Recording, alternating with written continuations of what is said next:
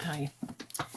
I have a Bible verse that I want to talk about in this musing, and it just came into my memory as I was listening to a video, and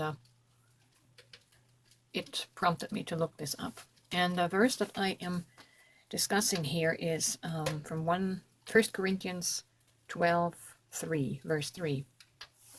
And it reads as follows. It says, so I want you to know that no one speaking by the Spirit of God will curse Jesus, and no one can say Jesus is Lord except by the Holy Spirit. Wow, that is a very controversial verse, as I have a perspective from both sides.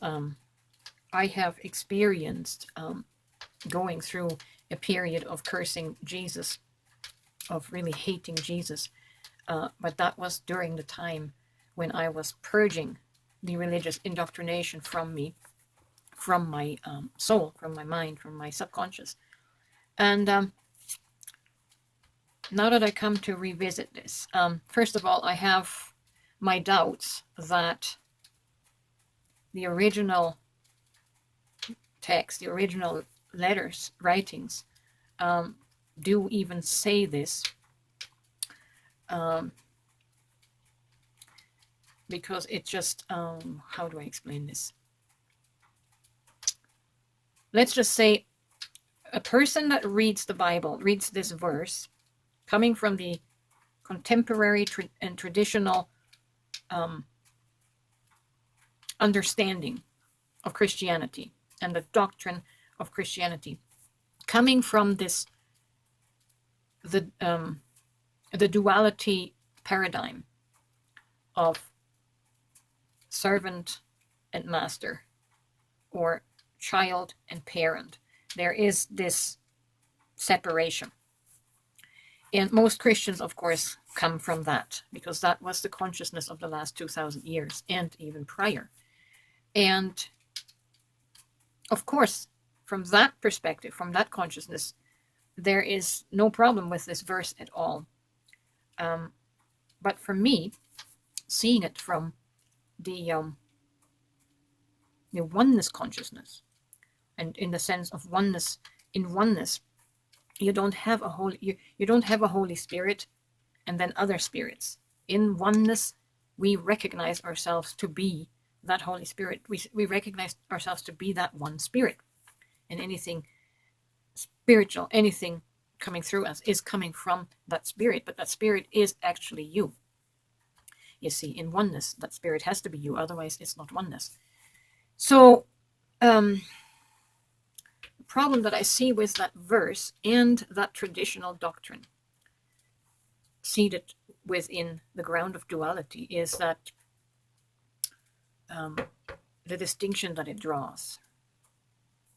And any person that will read it from the dual mind and will come across this verse is going to get stuck and frozen in a dogma that will prevent them from ever discovering their divine soul, the divine essence of their soul, because the way that is worded means that if you speak a certain way, in this particular case, if you curse Jesus, you can't be speaking by the Holy Spirit.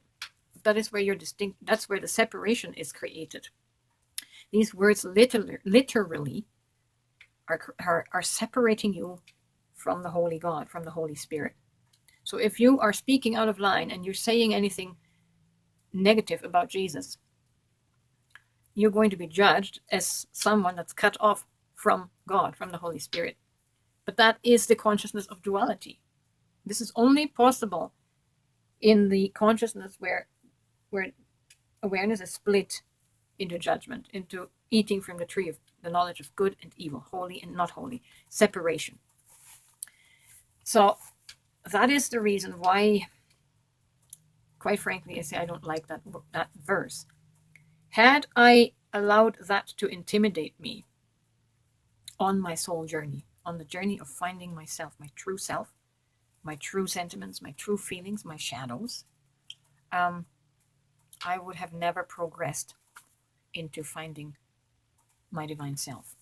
It would have stopped me dead in my tracks because of this separation.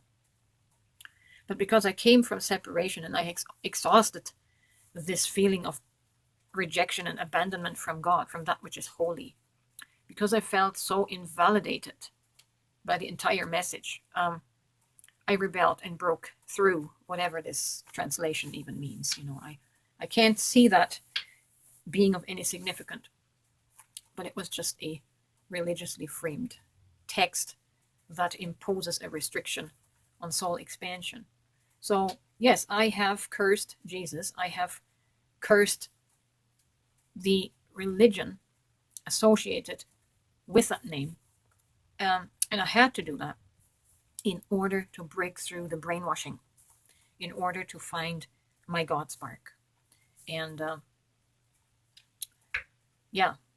and I have no qualms saying I disagree with it, because I have found my oneness with Holy Spirit. I cannot be separated from Holy Spirit except by a judgmental mind that is critical of myself, critical of my shadows, critical of my pain, and will not allow me to honestly express my being fed up to here with all the teachings and belief around Jesus. So, on the one hand, I had to validate myself in that. Now, on the other hand, if a person truly comprehends oneness, of course, you could never curse Jesus, because understanding oneness is, if you curse Jesus, you're cursing yourself, because everything is connected in the one Spirit. Jesus is in that one Spirit. I am in that one Spirit. You are in that one Spirit. So in cursing Jesus, we essentially curse ourselves if we understand oneness. And the other passage, which is clearly a religious doctrine here. I'm not saying that Jesus is Lord, and nor will I ever say Jesus is Lord anymore, because in oneness, there is no Lord over anyone. In oneness, there is no Lord over me. I don't acknowledge a Lord over me. I am in that oneness. I am in that source, God, Spirit, and there is no Lord and there is no servant. There is no high and there's no low. Oneness is oneness and it's sameness. And I don't know if this made sense, but you can consider this one of my more transparent musings, where I am speaking my truth, from the authentic way that I feel in my soul. And that is the truth. That supersedes whatever this translation is saying and even meaning. So, just a commentary on that. I just noticed that any unsuspecting person reading that will get stuck in religion, in dogma, and not grow and evolve in their soul, because you can't get past the lordship. You have to get past the lordship to acknowledge your divine soul autonomy.